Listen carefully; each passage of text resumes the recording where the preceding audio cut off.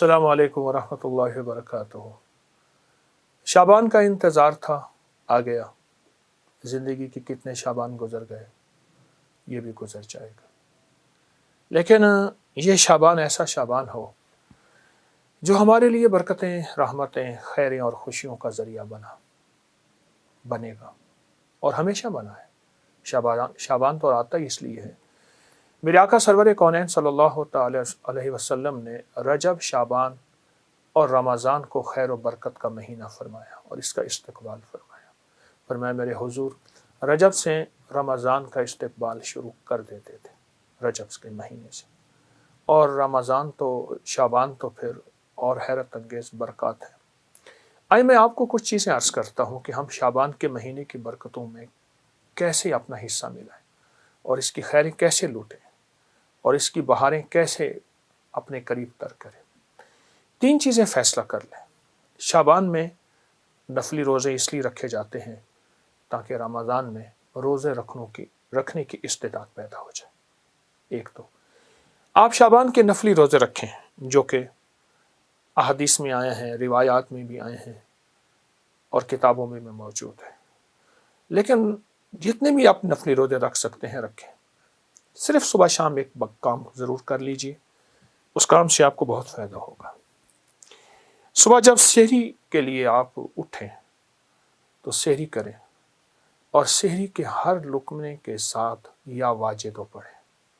हर लुकमा नूर, सरूर, राहत, रहमत, बरकत, अता और शिफा, या वाजिदो, या वाजिदो, या वाजिदो।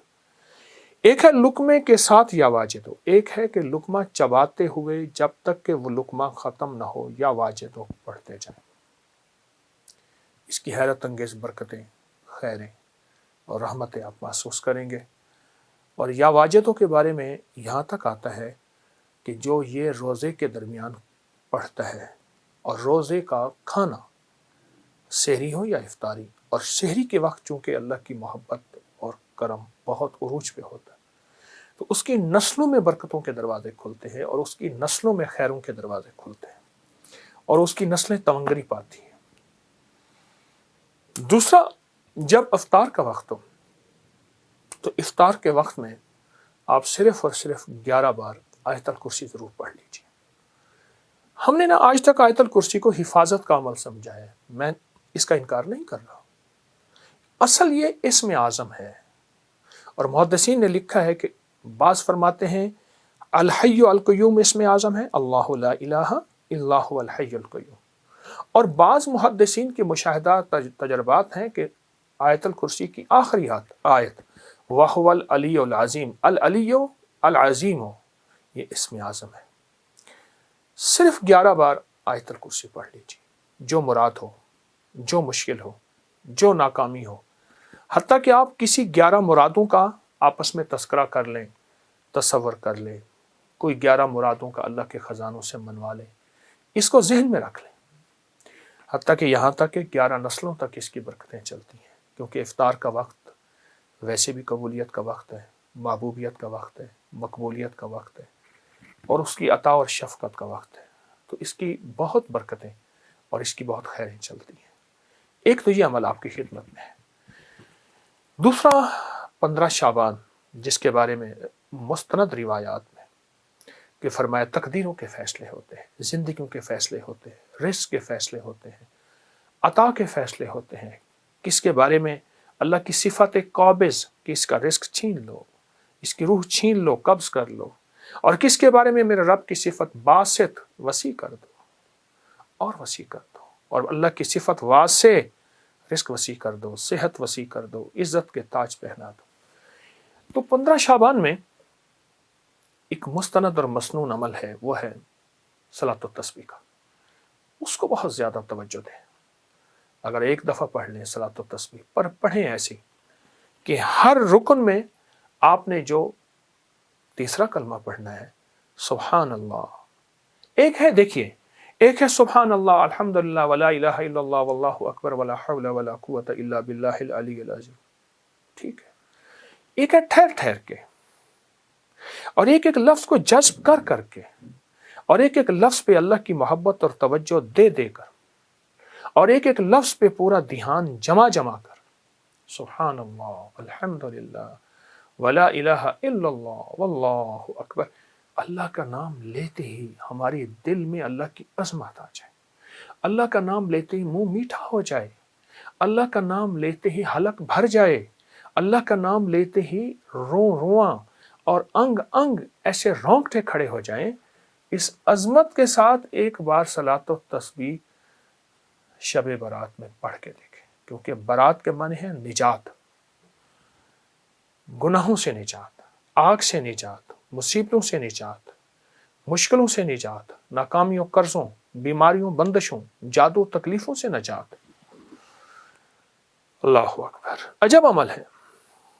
صلاۃ و تسبیح پڑھیں، مغرب کے بعد پڑھیں، عشاء کے بعد پڑھیں، فجر سے پہلے پڑھیں، رات کے کسی لمحے پڑھیں، پر تنہائیاں ہوں اور اللہ ہو، یا اللہ دنیا میں ایسی جگہ کوئی کہیں ہوتی، اکیلے بیٹھے رہتے، یاد تیری دل نشیں ہوتے، ایسا کوئی لمحہ اور ایسی کوئی ساتھ اور ایسی کوئی گھڑی اور ایسی کوئی کیفیت ہو، اور انشاءاللہ آپ جو حاجت مانگے، جو مشکل، جو پریشانی، جو الجھن اور جس ناکامی سے نجات مانگے، اللہ غیب سے عطا فرماتے ہیں۔ بہت طاقتور عمل ہے، بہت باکمال عمل ہے، اور بہت حیرت انگیز عمل ہے۔ امید ہے کہ آپ اس پہ توجہ کریں گے، اور پھر صرف یہ نہیں، پھر اس کے بعد دعا کو وقت دیں، دعا کو وقت دیں۔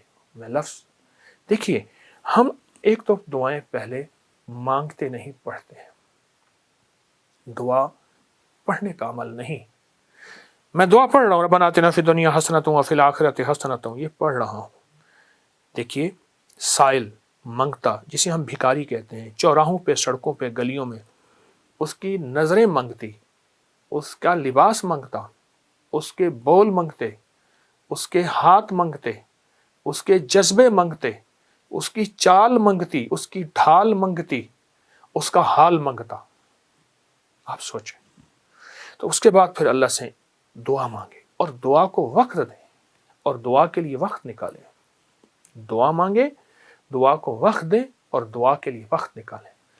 اب صلاۃ و تسبیح کے بعد ایک عمل آپ نے کرنا ہے، 11 بار ربنا آتنا فی الدنیا حسنۃ وفی الآخرۃ حسنۃ وقنا عذاب النار، 11 بار استغفر اللہ الذی لا الہ الا هو الحی القیوم واتوب الیہ، اور 11 بار آپ نے تیسرا کلمہ پڑھنا ہے، سبحان اللہ والحمدللہ ولا الہ الا اللہ واللہ اکبر ولا حول ولا قوت الا باللہ العلی العظیم۔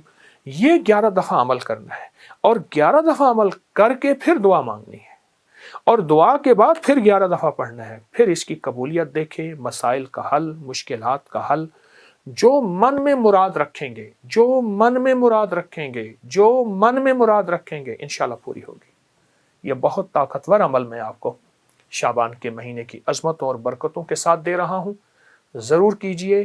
حیرت انگیز برکت اور حیرت انگیز اس کی برکات اور کمالات، اور یہ میرا نہیں، صدیوں سے آزمودہ ہے، صدیوں سے آزمودہ ہے۔ خود بھی کرے اور اس کو پھیلائیں بھی صحیح۔ اللہ قبول فرمائے، محبوب فرمائے، مقبول فرمائے، اور انشاءاللہ کرنے والا خالی نہیں جائے گا، ہمیشہ ہرا بھرا جائے گا۔ جزاک اللہ۔